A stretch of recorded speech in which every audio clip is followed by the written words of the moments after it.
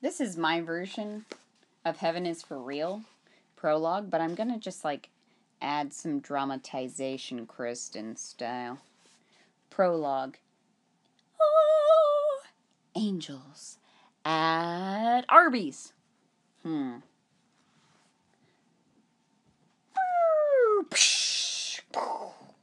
4th of July holiday calls up memories of patriotic parades. Da da da da da da da da. Savory sense of smoky barbecue. Sweet corn. Smells so good. So good. And the night sky's bursting with showers of light. But for my family, the July 4th weekend of 2003, which is, by the way, when Kristin Peterson graduated from high school, was a big deal for other reasons. Because life's about Kristin Peterson. My wife, Sonia, and I had planned to take the kids to visit Sonia's brother, Steve, and his family in Sioux Falls, South Dakota. It would be our first chance to meet up with our nephew, Bennett, born 2 months early. Oh, so cute. Plus, our kids, Cassie and Colton, had never been to the falls before. Yes, there really is Sioux Falls in Sioux Falls. Who knew? But the biggest deal of all was this. This trip would be the first time we'd left our hometown of Imperial, Nebraska, since a family trip to Greeley, Colorado in March had turned into the worst nightmare of our lives. Sounds bad, dude.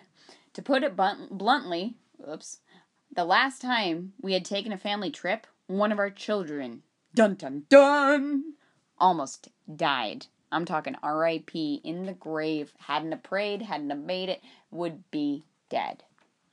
Call us crazy, but we were a little apprehensive this time, almost to the point of not wanting to go. You think? Now, as a pastor, I am not a believer in superstition. Still, some weird, unsettled part of me felt that if we just hunkered down close to home, we'd be safe. Nice thinking. Try again. Finally, though, reason and the lure of meeting little Bennett, whom Steve had told us was the world's cutest baby, surely no one's ever said that before, won out. So we packed up a weekend's worth of paraphernalia, why that word, in our blue Ford Expedition and got our family ready to head north. We're walking, yes indeed, we're talking about you and me heading north. Oh yeah. Well, Sonia and I decided the best plan would be to get most of the driving done at night. That way, even though Colton would be strapped into his car seat against his 4-year-old, I'm a big kid, Will, at least he'd be asleep for most of the trip. Good plan. High five, dude. So it was a little after 8 p.m. when I backed the Expedition out of our drive. Oh, watch out! Okay, cool. We're backing out. Okay, steered past the crossroads of Wesleyan Church, my pastorate, and hit Highway 61. I was going to sing I'm on the Highway to Hell there, but I thought it was mildly inappropriate seeing as how he's a pastor, and it wouldn't fit the situation. So, that being said, moving on. The night spread clear and bright across the plains. A half-moon white against velvet sky. Doesn't that just sound so beautiful? That velvet word just really did something for me there. Imperial is a small farming town tucked just inside the western border of Nebraska. With only 2,000 souls and 0 traffic lights, at least it won't have cameras on the traffic lights if there are none. So apparently some part in the world has no traffic lights and no cameras on there. Best city ever. Anyways, 2,000 souls and 0 traffic lights. It's the kind of town with more churches than banks. Isn't that pretty normal? Where farmers stream straight off the fields into the family-owned cafe at lunchtime wearing Wolverine workbooks. Do they have adamantium in the soul? How are they Wolverine books, is what I'm thinking to myself. John Deere ball caps, that'll do. And a pair of pliers for fence mending hanging off their hips. Better than some other weapon. So, Cassie, age 6, and Colton were excited to be on the road to the quote-unquote big city of Sioux Falls to meet their newborn cousin. What up, cuzzy? The kids chattered for 90 miles. That's a lot of miles to chatter. To the city of North Platte, with Colton fighting action figure superhero battles. I shall save you. No, you shall not, Batman. Batman, you say, coming for me? Oh, I'm counting on it. And then saving the world several times on the way. It wasn't quite 10 p.m. when we pulled into the town of about 24,000, whose greatest claim to fame is that it was the hometown of famous Wild West man show Buffalo Bill Cody. Buffalo Bill Cody. Not the Buffalo Bill probably from Silence of the Lamb. No thanks. This one was probably a pretty cool Western guy. North Platte would be about the last civilized stop, or at least the last open stop, we'd pass that night as we headed northeast across vast stretches of cornfields, watch out for the children, empty of everything but deer, pheasant, and the occasional farmhouse. And field children of the corn. We had planned in advance to stop there to top off both the gas tank and our bellies. Amazing idea. Amazing. I love filling my belly. After a fill-up at Sinclair gas station, must be something. I haven't heard of Sinclair. We pulled out onto Jeffers Street, and I noticed we were passing through the traffic light where, if we turned left, we'd wind up at the Great Plains Regional Medical Center. Just a second. Yeah. You've got an appointment with Dr. Sherbarth Wednesday at 4:30. Anyways, true life story. When your parents knock on your bedroom door and you're trying to read a book, you gotta put it on pause. That's real life right there. Being interrupted in the middle of an activity. Grateful for it, because I'm glad my parents are alive for real. Anyways, heaven is for real, and so are my parents right now. Super real. Anyways, Great Plains Regional Medical Center. That was where we'd spent 15 nightmarish days in March, much of it on our knees, praying for God to spare Colton's life. Spare his life. Of course. Duh, me too. I would be that way too. For real, but I would be crying hecka bad and praying and hoping. And I'd be calling everybody I know. God did, and Sonia and I joke about the experience shaved years off of our lives. You think? Sometimes laughter is the only way to process tough times, so we passed the turnoff. I decided to rib Colton a little. Hey, Colton, if we turn here, we can go back to the hospital, I said. Do you want to go back to the hospital? Our preschooler giggled in the dark. No, Daddy, don't send me. Send Cassie. Cassie can go. Nice kid. I'd be the same way. Our preschooler, sitting next to him, his sister laughed. Nah, I don't want to go either. Don't nobody want to go to the hospital. Ain't nobody got time for that. In the passenger seat, Sonia turned so she could see our son, whose car was parked behind mine. Car seat was parked behind mine, not car. Jeez, that'd be weird. I pictured his blonde crew cut and his sky blue eyes shining in the dark. Do you remember the hospital, Colton? Sonia said. Yes, Mommy, I remember, he said. That's where the angels sang to me. Oh. Inside the expedition, time froze. Sonia and I looked at each other, passing a silent message. Say what? Well, the book says, did he just say what I think he said? But I'd be like, say what? Sonia leaned over and whispered, has he talked to you about angels before? I shook my head. You? She shook her head. Ooh, ooh. What was that? Cuckoo, cuckoo. I spotted an Arby's, pulled into the parking lot, and switched off the engine. White light from a street lamp filtered into the expedition. Twisting in my seat, I peered back at Colton.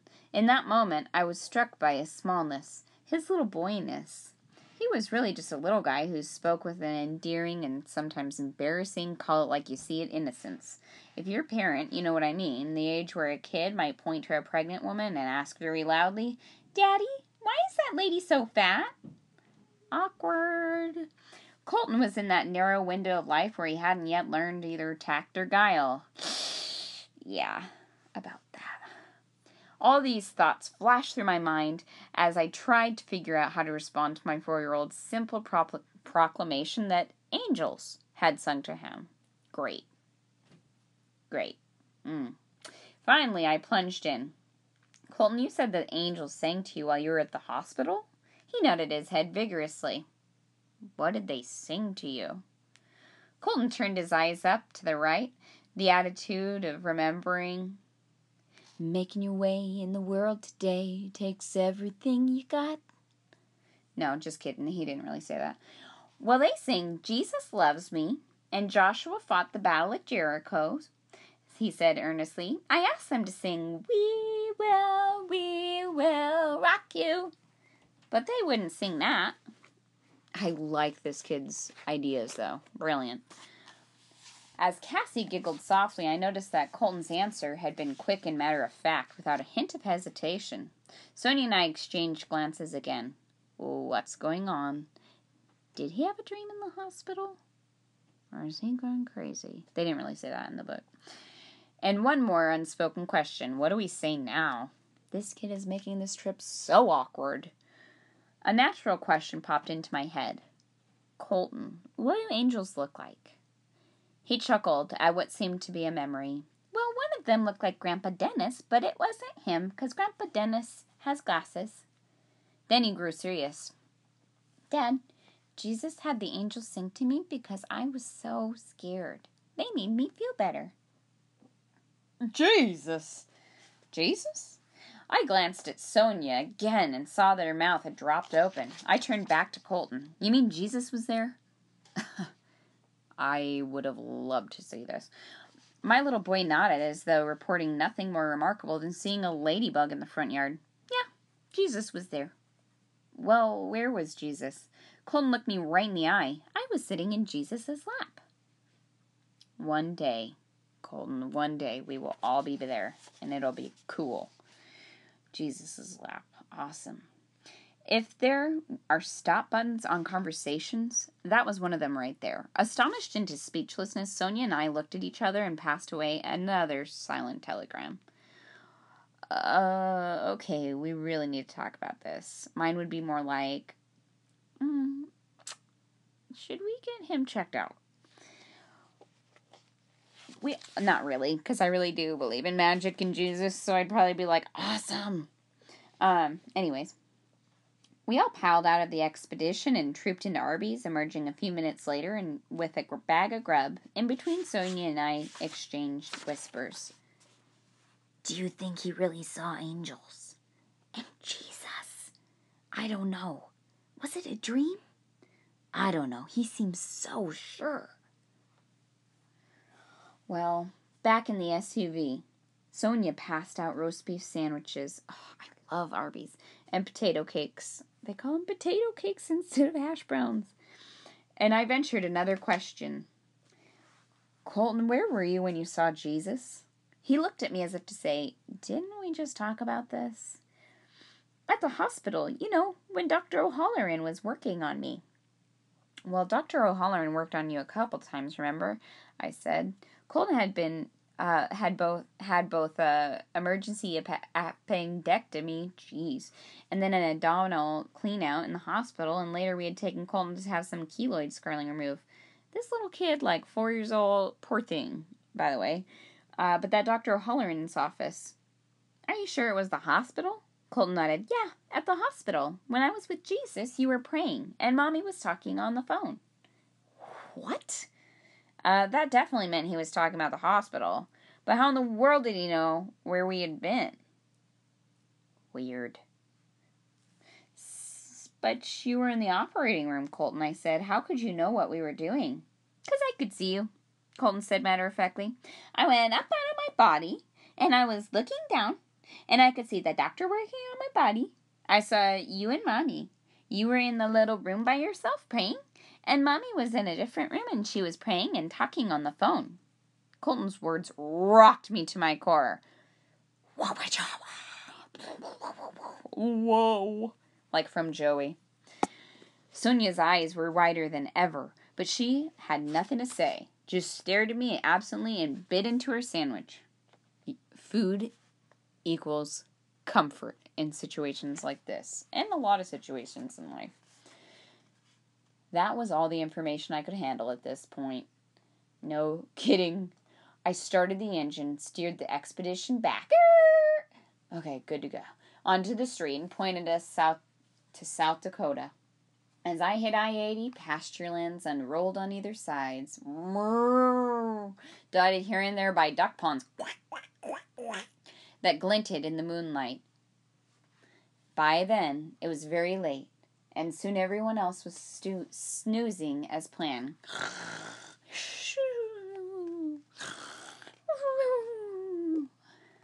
As the road hummed beneath me, I marveled at the things I had just heard. Our little boy had said some pretty incredible stuff. Marvel, marvel, marvel. Marvel, marvel, marvel.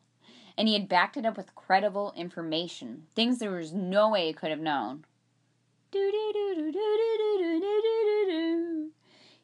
We had not told him what we were doing while he was in surgery. Under anesthesia, by the way. Apparently unconscious. It gets weirder and weirder. Over and over, I kept asking myself, how could he have known? But by the time we rolled across South Dakota state line, I had another question. Could this be real? Tell me it's real. This angel that we feel. Could Colton be real? Or is he making up and he has schizophrenia? Anyways, and that's the end of the prologue. The end. Dun, dun, dun, dun, dun, dun, dun, dun, dun. Heaven is for real. Or this boy is crazy.